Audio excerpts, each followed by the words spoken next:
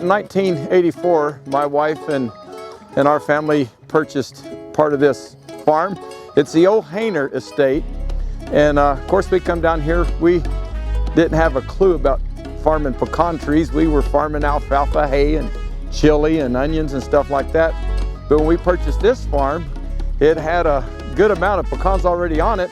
And so, by golly, we got here and we started farming pecans for the first time. Once it freezes several times pretty hard and the skirt on that pecan nut opens up and the leaves fall off, well then we come in here, we shake the nuts off the tree, they fall on the ground, and then we have what we call a sweeper, and the sweeper comes along and it does the windrow, it makes a big windrow. Then after it's windrowed, we have what we call the harvester, and the harvester comes along and picks it up. Now, once we get the nuts in a truck and we take it up to our pecan plant, we take it and we run it through that cleaning system. It's not a shelling plant, but it's a cleaning plant. And it takes their dirt off, it knocks the hulls off, it gets the rocks out in the dirt, and then we put them in air legs, and the air legs blows off the pops and the light weights, and we get an end product that we take samples of. And that's kind of the pecan business in a quick nutshell. Hatch is really unique. It's considered, it's called the chili capital of the world. And you know, you have green chili and you have red chili. Well, the green chili comes off first, and all chili turns red, but it starts out green and sometimes like a yellow hot. And the green industry, which has become a very high demand chili in this part of the world, and man, there's just tons of varieties. That some of them are hot, some of them are mild, some of them are medium.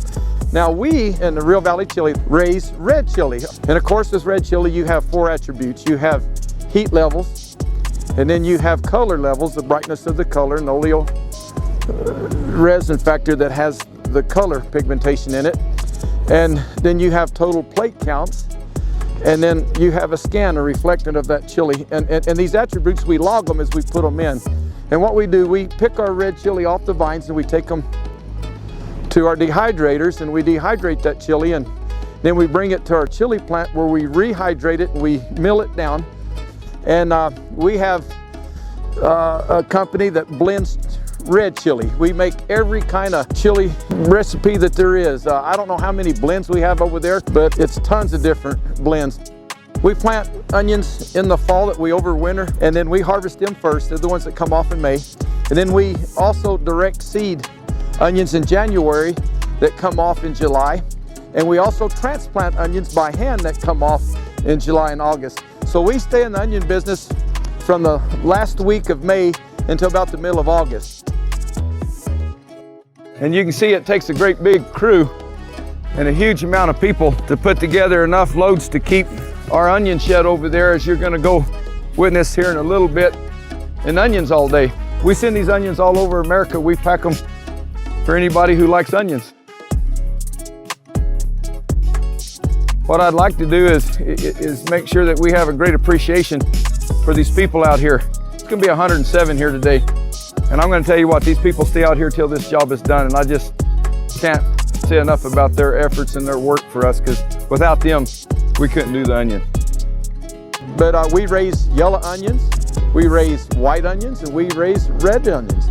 And we mostly target the food industry, just like all the fast food places. They like a big onion. We try to grow a large, medium, or a jumbo, because that's where most of the people that do the mechanical harvesting of the onions, once we sell them to them, they slice them, they dice them, they do that kind of stuff.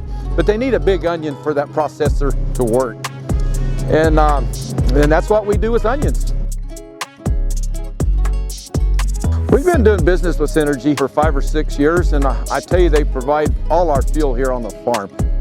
Golly, I tell you, these big old tractors, they eat that fuel like my old big cow eats that grass out there, man. We need to have them tractors going early in the morning all day long.